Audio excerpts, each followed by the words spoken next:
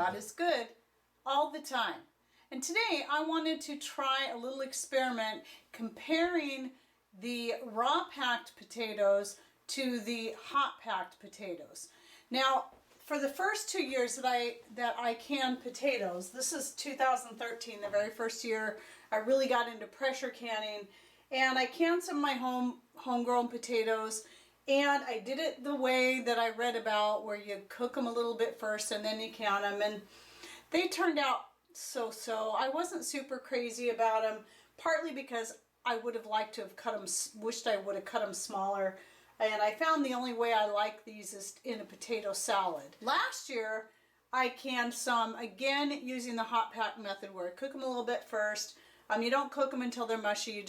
You just cook them until they're pretty much cooked all the way through, and then you can them. Apparently, they're not supposed to turn out as mushy if you cook them first and then can them, which really doesn't make sense. But to be honest, I have yet to open a jar of 2016 because I canned so many in 2013. I'm still trying to work through them. And then I didn't do any more canning of potatoes for 2014 or 15. So it wasn't until last year that I canned some more. And again, hot pack method here. And then this year, I decided to try the raw pack method, and I did look it up, and I found that Linda from Linda's Pantry does hers that way. So I'm thinking, okay, she knows a lot about canning, so I'm going to go ahead and do it her way, and that's what I have here. Now, normally I wouldn't open a jar of anything that I just canned.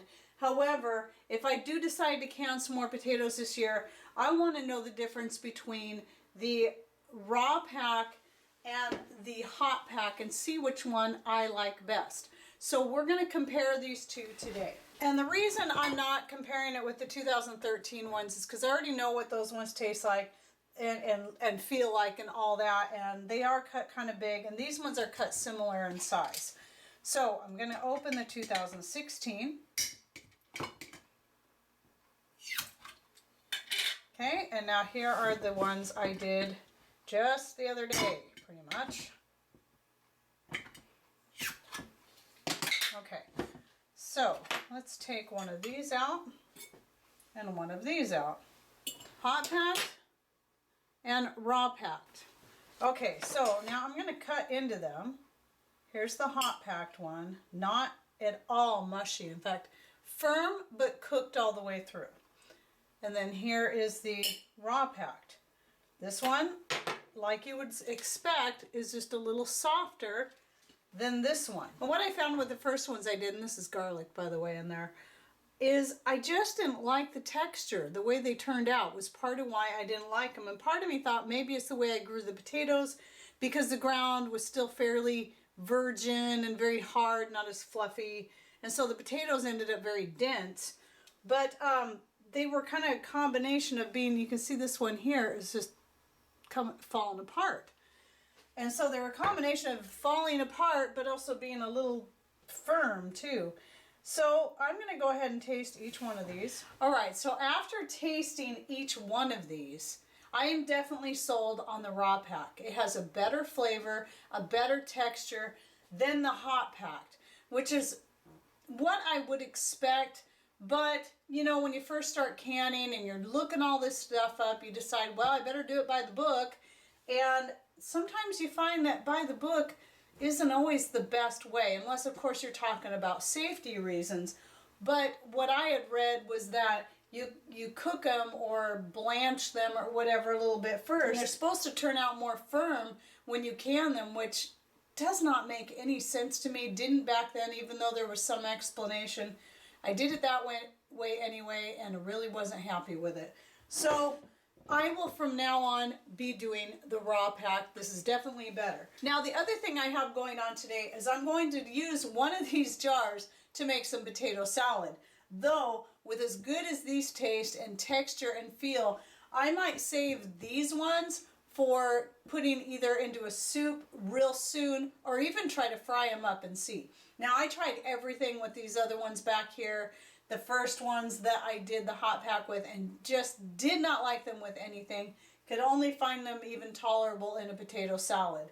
But So these ones here, these ones have a better texture and stuff than the 2013 ones, and a nice size, so I don't have to pre-cut them all. I mean, good enough at least for using in the potato salad. Where these ones, I'm definitely going to use right away in something like, I'd like to try frying half of them up and see how that works. Obviously, you wouldn't need to fry them for very long. You just basically heat them through and get them brown. And I bet these would turn out really good for that. But I know these would also be excellent in a stew. So you get your home canned meat. In fact, I have a jar right here of some beef that I canned in 2013. So some more stuff. I did so much canning that year because it was my first year getting into pressure canning that I got excited and started canning everything. And I had a blast. So I haven't needed to can beef in a while, though I did go ahead and do some last year. Good stuff. So it's still great, even though it's 2013, 4 years old, and it's still great. I opened some up the other day and made some dinner with it, and it was wonderful. So, but anyway, you could take this and a jar of your home canned potatoes and whatever other vegetables you have canned and just throw them in a pot and heat it through, and you've got a lovely stew. Okay, so now moving on to one more thing I want to show you. And that is a way to preserve eggs that I tried in 2015, and I still have them. So I decided to try, and at the time I was able to purchase and get eggs from so many local people that had chickens that I was just going ahead and buying whatever I could so I could stock up. And when I got too many, I started freezing them in little bags like this. And yes, I did try doing the eggs in the ice tray method, where each tray is, each cube is supposed to equal 1 egg, and that sounds great. However, they didn't turn out all that great. These ones turned out great. I pre-scrambled them and put them in the bag and then vacuum sealed it in my food saver. And these are great for just using for scrambled eggs in the morning, or I decided today to experiment some more with my mayonnaise. I tried using a pack of these in the mayonnaise I just made up that's going to go in my potato salad, and I'll show you how it turned out. So right there, it actually started thickening up pretty much right away. And yeah, you might say that's a little bit runny, but I don't mind. I did just stick this in the refrigerator, but it actually thickened up quicker. It's like as soon as I turned the stick blender on, it started thickening up. And again, I did this the new way, like I showed in my last video about the ranch dressing, and you can find that one right here.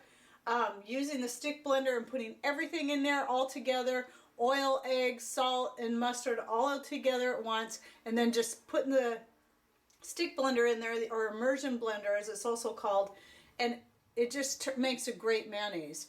And 2 whole eggs. I don't do the yolk, mostly yolk or whatever. I just do 2 whole eggs. To me, that's the easiest, and I get a real nice mayonnaise out of it. And anyway, I thought it turned out really good. So that's another way you can preserve your eggs like this. And there's not a whole lot you can use them for, I would say. The texture is a little bit different, like for a scrambled egg.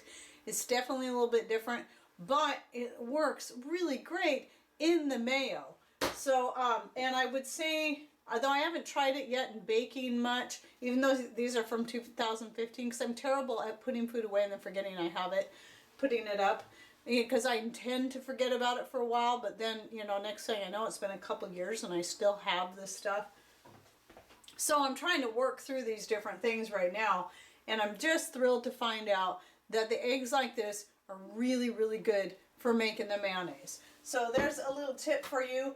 And so if you get into home canning your potatoes, look into the raw pack method. In fact, I'm not going to be doing much for canning videos. I'll do some here and there now and then, but there's so many great YouTube channels out there that already do canning videos, and I'm going to recommend several. So Linda's Pantry, please look her up if you're not already subscribed to her. Deep South Homestead and Homestead Tessie are the 3 top ones that come to mind. They have really great canning videos, so please check those out. For me, I'll just be doing stuff like this where I'll show you the differences between the two, and maybe an occasional. In fact, actually the very first how-to video I put up was how to can grape juice, how to make and can your own grape juice. So you can find that, and I'll link to it up here. And keep in mind, it's my very first how-to video. So, you know, you learn things along the way, and you get you get better at it with the lighting, and I still have to figure out how to get my sound better and the camera angles. So thank you for those who've been with me from the beginning, who've kindly tried to help me through. And that brings me to one more point, is we did pass our 1-year mark on August 14th. And we were going to do a drawing, but because a whole bunch of stuff came up, Mr. Rain got hurt, I got really ill for about a week. It just was bizarre. It all happened like 1 week he was hurt and 1 week I was ill, and so we weren't able to get a whole lot done. And that was all during that time that we hit our 1-year mark where we were going to do the drawing. But stay tuned, because we got a drawing coming up for one of Mr. Rain's bowls. So watch for that, and I will have some more Q&A videos coming, because I'm getting a lot more questions on my vinegar and on my fermentation starter. And please note, this is one thing I won't answer. There is a difference between the homemade vinegar and the homemade fermentation starter. There are similarities, but they are also different.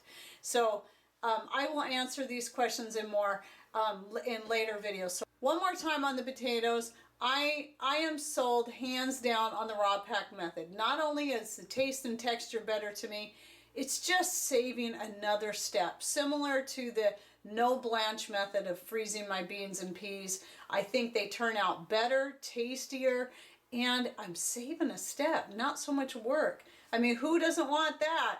Less work involved in putting the stuff up, as busy as we all are. Alright, so I hope you enjoyed this video and that maybe you learned something new. Thanks for watching. Take care, and God bless.